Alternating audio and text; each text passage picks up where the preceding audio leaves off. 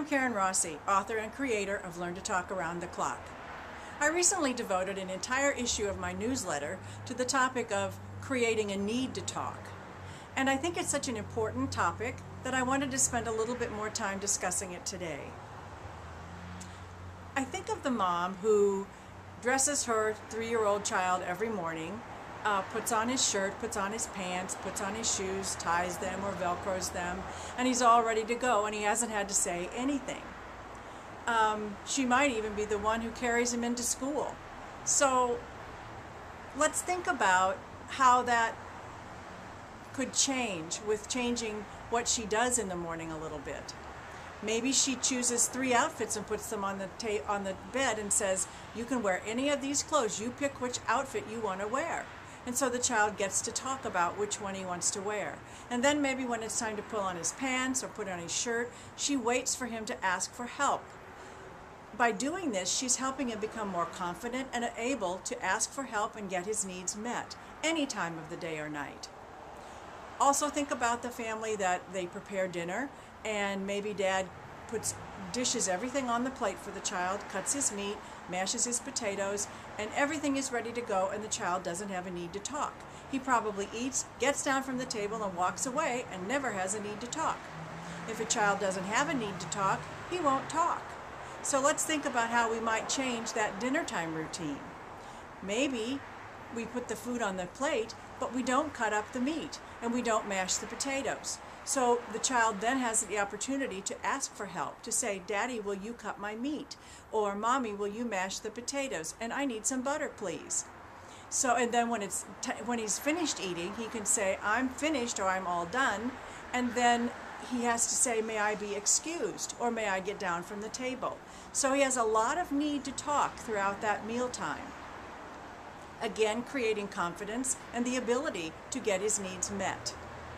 I'm recording this around Halloween, and I think of Halloween and how you really do have a need to talk. And that is, if the child doesn't say trick or treat, he won't get any candy. So in essence, we're kind of doing the same thing. We're wanting the child to have a need to talk so that they get something in return. They get their needs met in return. So let's think about ways around the home that you can do that you can create more of a trick or treat moment. Let's think about the same thing in preschool and childcare. What can you do in preschool and childcare that might make things a little different? I do a lot of consulting around the country, and I've seen many childcare facilities where the assistant goes in, gets snack ready, puts all the cups on the table, puts all the napkins on the table, and pours the juice before the children even arrive at snack time. So there really is nothing to say. So think about how you might make that different.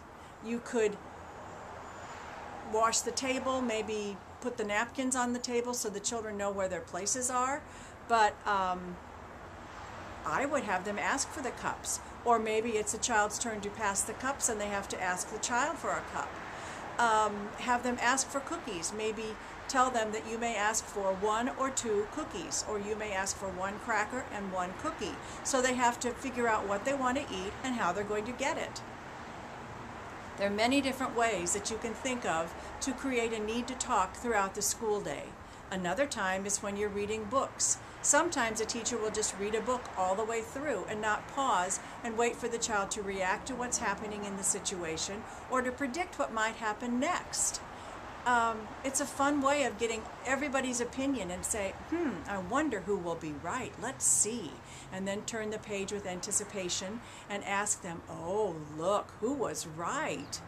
And so reading books is another way you can create a need to talk, and you can create a way of becoming, of thinking for yourself and of voicing your opinion. And knowing that it's okay to voice your opinion, that everybody has an opinion. Sometimes you're right, sometimes you're not. Sometimes it doesn't matter if you're right or wrong.